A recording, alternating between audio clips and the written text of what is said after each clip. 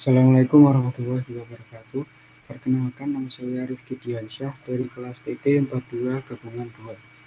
Saya akan menjelaskan tentang PT Daya Mitra Telekomunikasi atau Mitratel. Mitratel merupakan anak perusahaan dari Telkom Indonesia yang bergerak di bidang penyediaan infrastruktur telekomunikasi. Mitratel mulai menjajaki bisnis menara telekomunikasi sejak tahun 2008. Hingga sampai saat ini, Mitratel memiliki lebih dari 28.000 menara telekomunikasi yang tersebar di seluruh wilayah Indonesia. Untuk analisis perusahaan, yang pertama itu menggunakan internal factor evaluation atau IFE metric, di mana terdiri dari dua faktor, yaitu kekuatan dan kelemahan. Untuk kekuatan yang pertama, yaitu menyediakan menara telekomunikasi terbesar dan terluas di Indonesia. Kemudian yang kedua, menyediakan layanan fiber optik. Yang ketiga, menyediakan layanan infrastruktur untuk komunikasi digital. Kemudian yang keempat, Project Solution Managed Service. Dan yang kelima, bekerja sama dengan banyak pihak, diantaranya seperti mitra finansial, mitra publikasi, dan mitra kawasan eksklusif. Kemudian untuk faktor yang kedua yaitu kelemahan. Yang pertama, keluhan perusahaan telekomunikasi. Yang kedua, banyak bergantung pada perusahaan pemilik modal. Dan yang ketiga, sebagian besar pendapatan bergantung pada bisnis menara telekomunikasi. Untuk analisis perusahaan yang kedua yaitu menggunakan external factor evaluation atau EFE metric, terdiri dari dua faktor yaitu peluang dan ancaman. Untuk peluang, yang pertama, pengguna layanan telekomunikasi meningkat. Kemudian yang kedua, mengembangkan bisnis layanan komunikasi digital seperti IoT.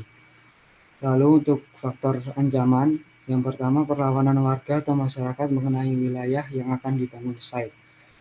Yang kedua, ketersediaan pasokan bahan baku atau material. Yang ketiga, kelangkaan sumber daya. Dan yang keempat, teknologi baru yang berpotensi menurunkan kebutuhan layanan telekomunikasi. Untuk analisis bisnis perusahaan yang ketiga, yaitu menggunakan TOS metric, yaitu alternatif rencana perusahaan atau strategi dari perusahaan. Dari lingkungan internal ada kekuatan dan kelemahan. Kemudian dari eksternal ada peluang dan ancaman. Lalu dari keempat faktor tersebut diambil strategi yaitu strength opportunity. Yang pertama, untuk memaksimalkan penjualan atau penyewaan menara telekomunikasi. Kemudian yang kedua, memperluas wilayah penyediaan layanan fiber optik. Yang ketiga, memaksimalkan penjualan dan penyewaan infrastruktur komunikasi digital. Dan yang keempat, memaksimalkan jasa project solution managed service. Lalu untuk weakness opportunity strategi, yang pertama, memberikan layanan terbaik kepada klien atau konsumen. Yang kedua, mengajak perusahaan lain untuk menanamkan saham. Dan yang ketiga, mulai merambah bisnis baru. Kemudian untuk strength trade strategi, yang pertama yaitu menambah menara telekomunikasi.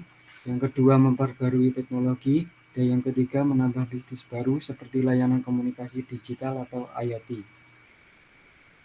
Lalu untuk weakness trade strategi, yang pertama, untuk memusatkan fokus pada unit bisnis penjualan atau penyewaan menara telekomunikasi. Yang kedua, mencari alternatif perusahaan pemasok bahan baku atau material. Yang ketiga, mencari alternatif bahan baku atau material yang digunakan. Lalu setelah analisis TOS metric, kemudian ditentukan strategi yang diambil oleh perusahaan. Untuk strategi SO strategi, yang pertama itu memaksimalkan penjualan atau penyewaan menara telekomunikasi. Yang kedua, memperluas wilayah penyediaan layanan fiber optik. Yang ketiga, memaksimalkan penjualan dan penyewaan infrastruktur komunikasi digital. Yang keempat, memaksimalkan jasa project solution managed service. Untuk yang pro strategi ini, yaitu pengguna layanan atau jasa Mitratel meningkat. Lalu untuk kontra dengan strategi ini, yaitu yang pertama, pembiayaan pembangunan infrastruktur layanan fiber optik. Kemudian yang kedua, pembiayaan pembangunan infrastruktur komunikasi digital. Lalu Setelah didapatkan SO strategi ini, strategi yang digunakan perusahaan yaitu memaksimalkan penjualan atau penyewaan menara telekomunikasi. Karena pengguna layanan telekomunikasi meningkat dan mulai merata di Indonesia. Kemudian untuk WO strategi atau Weakness Opportunity strategi, yang pertama memberikan layanan terbaik kepada klien atau konsumen, lalu mengajak perusahaan lain untuk menanamkan saham, dan yang ketiga mulai merambah bisnis baru. Untuk yang pro strategi ini, yaitu yang pertama agar klien atau konsumen loyal terhadap perusahaan, lalu pengembangan bisnis, dan yang terakhir menambah income perusahaan. Dan yang kontra terhadap strategi ini yaitu pembiayaan atau modal bisnis. Dari WO strategi yang telah dijabarkan, kemudian strategi WO atau Weakness Opportunity yang dipilih yaitu mengajak perusahaan lain untuk menanamkan saham.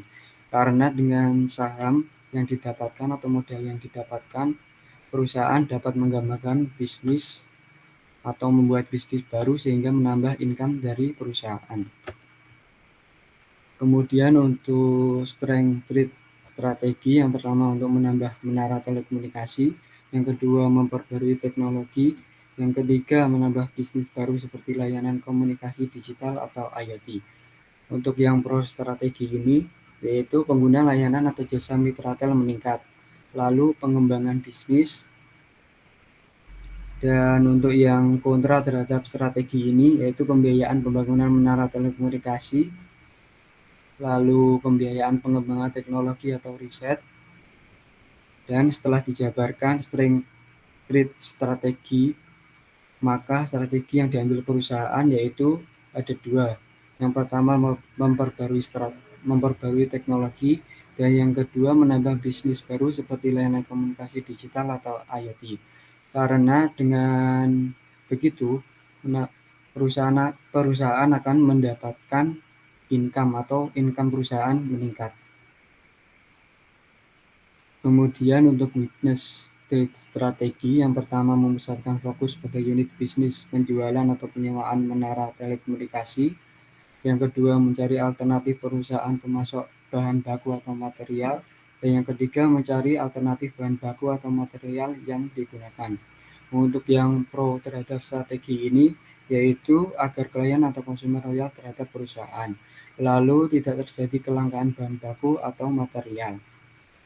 Dari WT strategi yang dijabarkan, maka perusahaan mengambil strategi yang pertama mencari alternatif perusahaan pemasok bahan baku atau material. Kemudian yang kedua mencari alternatif bahan baku atau material yang digunakan. Karena agar tidak terjadi kelangkaan bahan baku atau material, sehingga produksi atau proses di perusahaan dalam membangun infrastruktur tidak terhambat. Kemudian analisis yang keempat yaitu Business Model Canvas atau BMC. Untuk poin pertama, key partner. Yang pertama ada provider telekomunikasi, yang kedua ada investor, lalu yang ketiga ada mitra perusahaan. Kemudian faktor kedua ada key activities.